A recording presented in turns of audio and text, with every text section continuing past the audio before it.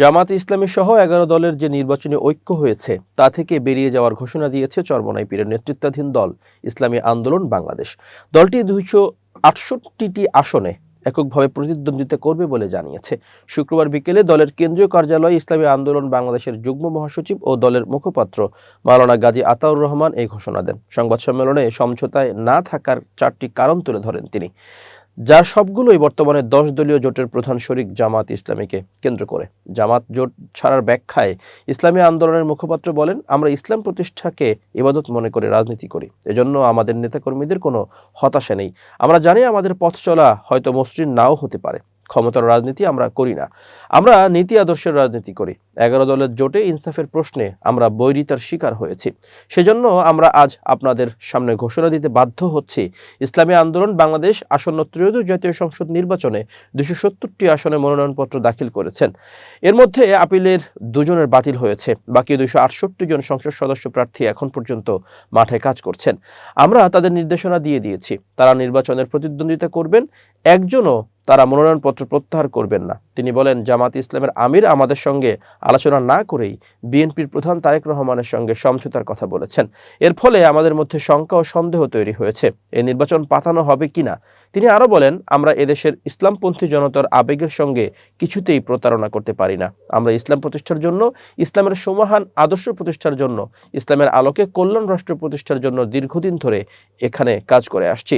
আমরা এ থেকে বিচ্যুতি হতে পারি না।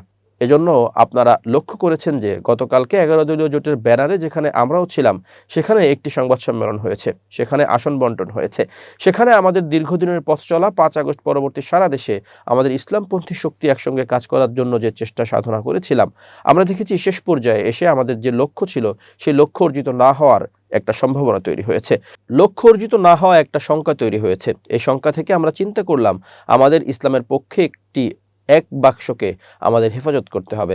জামাত জোট নিয়ে তিনি বলেন, এখানে জামাত ইসলাম একটি বড় শক্তি ছিল, অস্বীকার করার সুযোগ নেই। তাদের শক্তি সামর্থ্য অনেক বেশি, কিন্তু আমরা আদর্শিকভাবে নৈতিকভাবে কারো চেয়ে দুর্বল নই। ইসলামী আন্দোলনের মুখপাত্র বলেন, জামাত ইসলামের আমির ডক্টর শফিকুর রহমান তিনি স্পষ্ট করে বলেছেন, তারা ক্ষমতায় গেলে প্রচলিত আইন অনুযায়ী রাষ্ট্র পরিচালনা করবেন। তিনি খ্রিস্টান সম্প্রদায়ের প্রতিনিধিদের সঙ্গে কথা বলেছিলেন।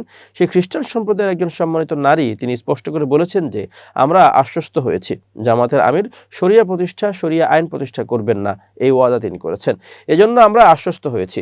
এই বিষয়টা যখন আমরা জানতে পারলাম, তখন আমরা স্পষ্ট হয়ে গেলাম আমরা যে লক্ষ্য নিয়ে চলছি সেই লক্ষ্য অর্জিত হবে না। কারণ আজ যখন রাষ্ট্র ক্ষমতায় যাওয়ার মতো একটা পরিবেশ পরিস্থিতি তৈরি হয়েছে, এখন যারা প্রধান শক্তি তারাই যদি ইসলামের সম্মান আদর্শ থেকে ভিন্ন দিকে চলে যায়, যদি ইসলামী আইনের প্রতি তাদের আস্থা না থাকে, তাহলে আমরা যে কর্মী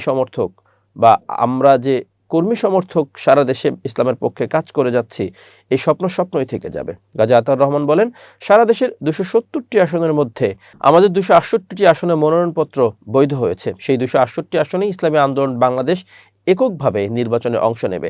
আমরা ইসলামপন্থী শক্তির সব ভোট এক বাক্সে ফেলতে চাই।